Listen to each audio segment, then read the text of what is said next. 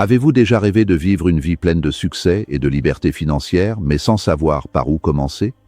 Et si je vous disais que la clé n'était pas uniquement l'argent, les diplômes ou les contacts, mais quelque chose de beaucoup plus puissant?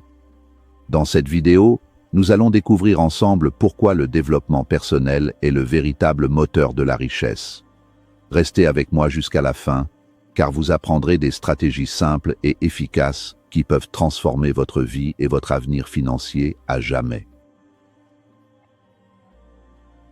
1. Comprendre la valeur du développement personnel. Le développement personnel est souvent perçu à tort comme un simple passe-temps ou une lecture légère pour les moments de doute. En réalité, c'est le socle sur lequel repose toute réussite durable. Jim Rohn, l'un des plus grands mentors en stratégie de succès, aimait rappeler que votre niveau de succès dépassera rarement votre niveau de développement personnel, car le succès est quelque chose que vous attirez par la personne que vous devenez. Cette nuance est fondamentale. Au lieu de courir après la richesse comme si elle était un objet extérieur à saisir, il s'agit de cultiver en soi les qualités qui rendent la richesse inévitable. Investir en soi-même n'est pas un luxe, c'est la stratégie économique la plus rentable qui existe. Imaginez que votre esprit soit un logiciel de gestion. Si vous ne mettez jamais à jour le système, vous ne pourrez pas faire tourner les programmes complexes de la haute finance, de la gestion de crise ou de l'innovation. Le développement personnel consiste à upgrader ce système interne. Cela passe par l'acquisition de nouvelles compétences techniques, certes, mais surtout par le renforcement de la résilience émotionnelle, de la clarté de vision et de l'éthique de travail. Comme le disait Rohn, travaillez plus dur sur vous-même que sur votre emploi. La valeur que vous apportez au marché détermine votre revenu. Si vous gagnez le salaire minimum, c'est que vous apportez une valeur minimale, du point de vue économique, au marché à un instant T. Pour augmenter ce revenu, vous n'avez pas besoin de travailler plus d'heures. Le temps est une ressource finie, mais vous devez devenir plus de valeur. Cela signifie devenir un meilleur communicant, un résolveur de problèmes plus efficace ou un leader plus inspirant. Le développement personnel est le mécanisme par lequel vous augmentez votre valeur intrinsèque. Un autre aspect crucial est la transformation de la mentalité. Passer d'une mentalité de victime, où l'économie et le gouvernement sont responsables de notre sort, à une mentalité d'architecte, où nous prenons l'entière responsabilité de nos résultats.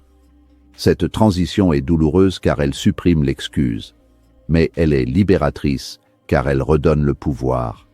En vous développant, vous apprenez à voir des opportunités là où les autres voient des obstacles et à transformer les échecs en leçons de stratégie. Enfin, le développement personnel est un processus de purification de la discipline.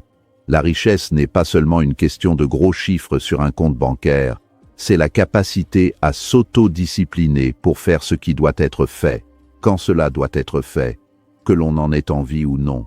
Cette maîtrise de soi est le joyau de la couronne. Sans elle, même une fortune héritée s'évapore. Avec elle, même en partant de zéro, la prospérité est une destination garantie par les lois de la cause et de l'effet.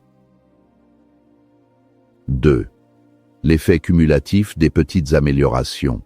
Le succès n'est pas un événement foudroyant, c'est le résultat d'une dynamique mathématique appelée l'effet cumulatif. Jeff Olson, influencé par Jim Rohn, appelle cela « the slight edge », l'avantage léger. Le concept est simple, de petites disciplines quotidiennes, insignifiantes sur le moment, s'accumulent pour créer des résultats massifs sur le long terme. À l'inverse, de petites erreurs de jugement, répétées chaque jour, mènent inévitablement au désastre. Le défi réside dans le fait que, sur le court terme, les deux chemins semblent identiques. Prenons l'exemple de la lecture. Lire 10 pages d'un livre sérieux par jour ne fera pas de vous un génie demain matin. Si vous ne le faites pas, votre vie ne s'effondrera pas non plus demain. Cependant, après un an, vous aurez lu environ 3550 pages, soit environ 12 à 15 livres de stratégie, de psychologie ou de finance. À ce stade, votre vision du monde a radicalement changé par rapport à celui qui n'a pas lu. Après 5 ans, l'écart entre vous et vos pairs est devenu un gouffre infranchissable. vous avez accumulé un capital intellectuel qui se transforme naturellement en capital financier. Cette logique s'applique à tous les domaines, santé, finances, relations. Économiser 10% de ses revenus semble dérisoire quand on commence avec de petites sommes. Mais grâce à la puissance des intérêts composés, cette habitude transforme un travailleur ordinaire en millionnaire au fil des décennies. En finance, la formule de la valeur future illustre parfaitement cette croissance. VF in plus DA. Ici, DA, le temps, et DALS, le taux de croissance, discipline, sont les leviers.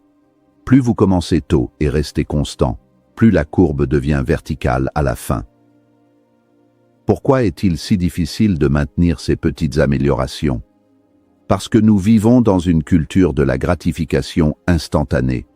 Nous voulons le corps d'athlète sans les mois de salade et de sport, ou la fortune sans les années d'épargne. L'effet cumulatif exige de la foi.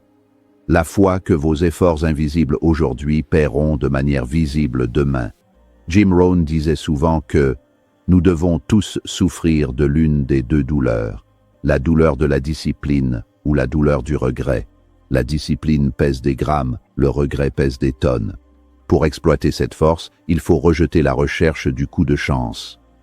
La richesse bâtie sur un événement, comme gagner au loto, est instable car la personne n'a pas développé les muscles financiers nécessaires pour la gérer. La richesse bâtie par l'accumulation de bonnes habitudes est indestructible, car elle est ancrée dans le caractère. Chaque petite victoire quotidienne renforce votre identité de gagnant, créant une prophétie auto-réalisatrice qui attire de plus en plus de succès. 3. Construire des habitudes qui génèrent de la richesse. Vos habitudes sont les rails sur lesquels votre vie circule. Si vos rails pointent vers la pauvreté, peu importe la vitesse à laquelle vous roulez, vous finirez dans le décor. Jim Rohn insistait sur le fait que la discipline est la clé de voûte. Une habitude de richesse n'est pas seulement liée à l'argent, c'est une structure de pensée. La première habitude fondamentale est celle de la planification. Comme le dit le dicton, si vous ne planifiez pas votre succès, vous planifiez inconsciemment votre échec. Une habitude essentielle consiste à payer soi-même en premier. Avant de régler vos factures, avant d'acheter vos loisirs, une partie de chaque euro gagné doit être mise de côté pour l'investissement. Cela change radicalement votre relation à l'argent. Vous ne travaillez plus seulement pour survivre, mais pour construire un empire, aussi petit soit-il au début.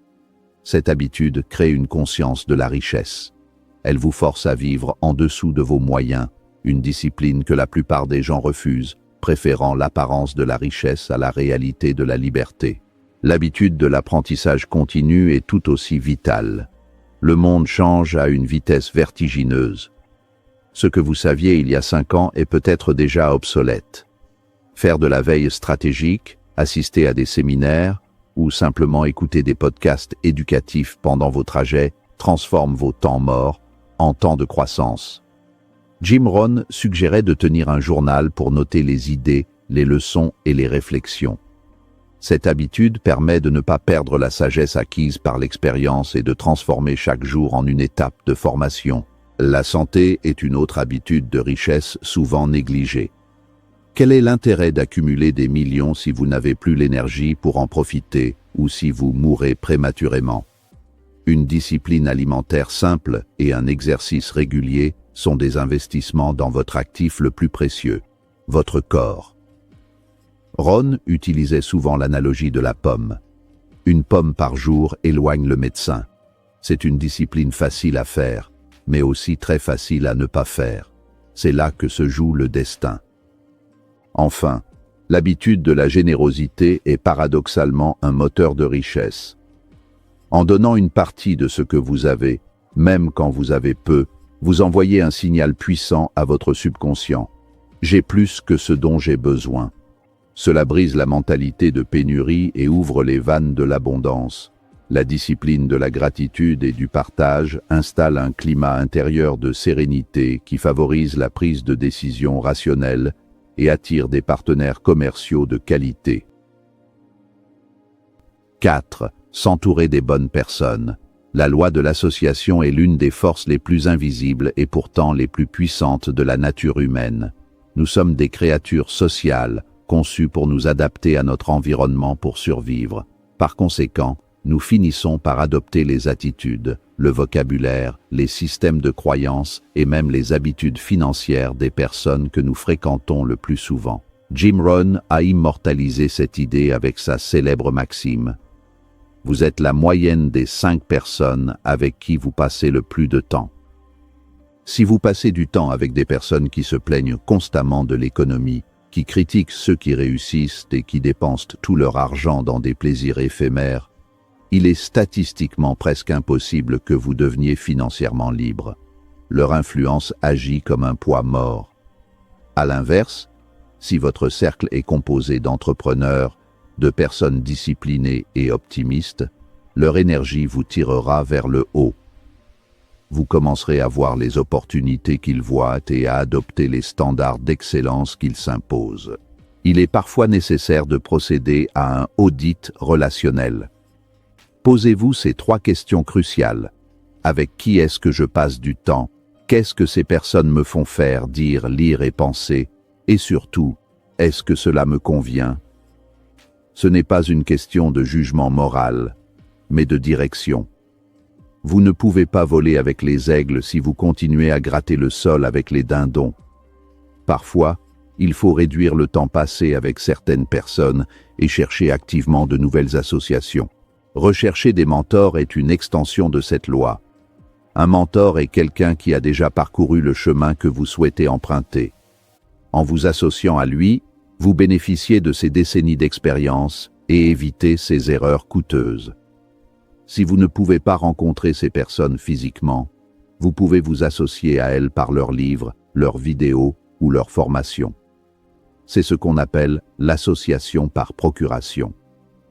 Imprégnez votre esprit de la pensée de grands leaders finit par transformer votre propre structure de pensée. Construire un réseau de qualité demande de la valeur. Pour attirer des personnes de haut niveau, vous devez vous-même devenir une personne de valeur. Les relations de haut niveau sont basées sur l'échange mutuel et le respect des principes.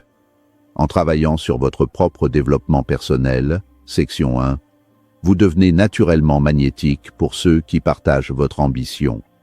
Votre cercle social devient alors un levier, multipliant vos opportunités par le partage d'informations, de ressources et de soutien émotionnel dans les moments difficiles. 5. Passez à l'action maintenant. Le savoir n'est pas le pouvoir, il n'est que du pouvoir potentiel. Le véritable pouvoir réside dans l'action appliquée. Beaucoup de gens tombent dans le piège de la paralysie par l'analyse, pensant qu'ils ont besoin d'un livre de plus, d'une formation supplémentaire ou du moment parfait pour commencer. Mais comme le disait Jim Rohn, le meilleur moment pour planter un arbre était il y a 20 ans. Le deuxième meilleur moment est maintenant. L'action est le pont entre vos rêves et la réalité. L'une des plus grandes tragédies humaines est la loi de l'intention décroissante. Nous avons une idée, nous ressentons une impulsion à agir, mais si nous ne traduisons pas cette impulsion en une action concrète rapidement, l'enthousiasme diminue, les doutes s'installent et l'idée finit par mourir. Pour contrer cela, vous devez prendre une décision immédiate dès que vous apprenez quelque chose de nouveau. Achetez ce livre, passez ce coup de téléphone, ouvrez ce compte d'épargne. L'important est de briser l'inertie. L'action permet un feedback que la réflexion seule ne peut offrir. C'est en agissant que vous découvrez ce qui fonctionne réellement dans votre contexte spécifique. L'échec n'est alors plus perçu comme une fin, mais comme une donnée stratégique. Rohn encourageait à mesurer ses progrès de manière rigoureuse. Si vous ne mesurez pas, vous ne pouvez pas gérer. Tenez des graphiques de vos revenus, de votre épargne, de vos lectures. La vue concrète de vos progrès, ou de leur absence, est le meilleur stimulant pour l'action future.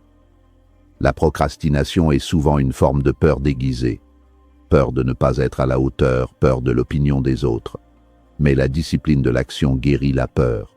En vous concentrant sur la tâche immédiate, vous réduisez l'anxiété liée au futur. Jim Rohn nous rappelait que nous ne sommes pas des arbres. Si notre situation actuelle ne nous plaît pas, nous pouvons bouger. Nous avons la capacité de changer de direction à tout moment, mais cela nécessite une volonté active de rompre avec le passé. Enfin, l'urgence de l'action est dictée par la brièveté de la vie. Nous n'avons qu'un temps limité pour laisser notre marque et construire notre liberté. Attendre demain est une illusion dangereuse, car demain est souvent l'endroit où les rêves vont pour mourir. Prenez la responsabilité totale de votre vie dès aujourd'hui. Appliquez les principes du développement personnel, laissez l'effet cumulatif travailler pour vous, cultivez vos habitudes et choisissez vos alliés. Le futur appartient à ceux qui ont le courage d'agir sur leurs convictions. Le développement personnel est vraiment la clé qui ouvre la porte à la richesse. Commencez aujourd'hui à investir en vous-même, à créer de nouvelles habitudes et à choisir vos relations avec soin. Si vous appliquez ces principes, votre avenir financier et personnel sera transformé. N'oubliez pas de liker, de partager et de vous abonner pour ne jamais manquer nos prochaines stratégies de succès.